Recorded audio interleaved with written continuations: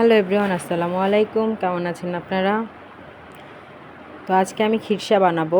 খিরসা বানাতে আমার দুধ লাগবে, চিনি আর পোলাওর চাল, আর কিছুই না। একদম সহজ একটা রেসিপি, আর মজা তো মানে অনেক উপরের লেভেলের মজা, মানে এত মজা হয়। তো আমি এখানে 2 কেজি দুধ নিয়েছি। দুধ যত বেশি নিব তত এটা বেশি মজা হয়। তো আমি বেশি নেইনি, 2 কেজি নিয়েছি। তো এখানে সামান্য পরিমাণ লবণ দিয়ে দিয়েছি। আপনারা চাইলে স্কিপ করতেও পারেন। আমার কাছে কেন জানি মনে হয় মিষ্টি জিনিস একটু লবণ না হলে ভালো লাগে না, পাঞ্চে লাগে। তো এই তো দুধ জাল হচ্ছে। আমি এখানে কোনো পানি অ্যাড করিনি, শুধু 2 কেজি দুধই দিয়েছি। এটা যত জাল হবে তত মজা হবে। এটা জাল হতে হতে একদম ঘন হয়ে যাবে, আপনারা দেখতেই পাবেন। তো এটা জাল হচ্ছে, এটা আরও জাল হবে। এখানে আমি জাস্ট 1 মুঠ পরিমাণ পোলাওর চাল নিয়েছি। দেখতেই পেয়েছেন 1 মুঠ। 2 কেজি দুধে 1 মুঠ পোলাওর চাল, তাহলে বুঝতেই পাচ্ছেন এটা কতটা মজা হবে। তো আমি এখানে পোলাওর চালটা ধুয়ে রেখে দিয়েছি। এই যে দুধ জাল হচ্ছে, অনেকটা শুকিয়ে গিয়েছে, আর একটু শুকাবো। কারণ দুধ যত ঘন করব এটার মজা তত বেশি হবে। আর চালটাও অল্প দিতে হবে, তাহলে এটার টেস্ট দ্বিগুণ বেড়ে যাবে। এই তো দেখতেই পাচ্ছেন কালারটা কত সুন্দর এসেছে। এটা জাল করতে করতে ঘন হয়ে গিয়েছে, আর কালারটা অনেক সুন্দর হয়েছে। তো এই পর্যায়ে আমি চালটা দিয়ে দিলাম। এখন এটা চালটা ফুটার অপেক্ষা। মানে এত সুন্দর কালার এসেছে, একদম মানে গাঢ় কালার, খুবই ভাল লাগছে দেখতে।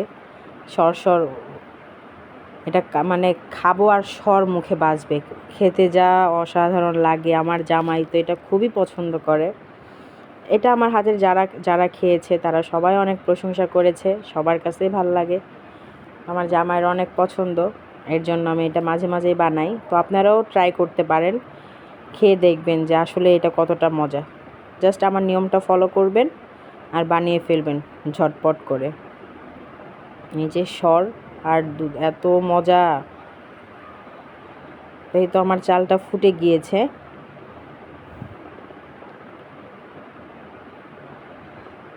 আমি এটাতে আর একটু ঘুটা মারবো। এই যে সর দেখতেই পাচ্ছেন, আমি যতবারই উঠাই ততবারই এটা সর মানে উঠে আসে।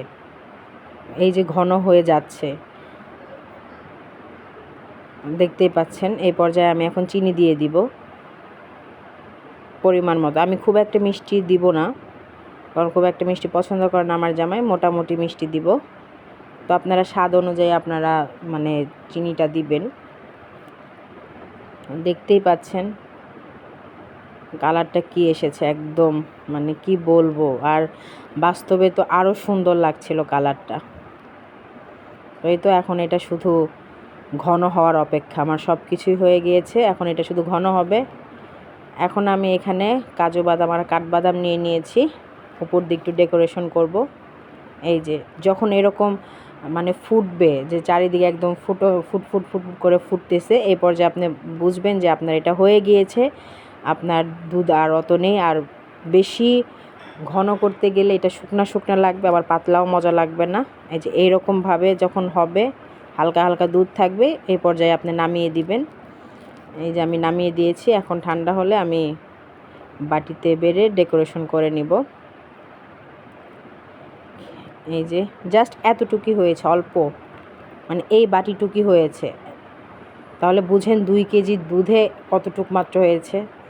তাহলে এটা খেতে কেমন লাগবে। আপনারা অবশ্যই এটা বাসায় বানিয়ে খাবেন, আর আমাকে অবশ্যই কমেন্টে জানাবেন যে এটা আসলে আপনাদের কাছে কেমন লেগেছে।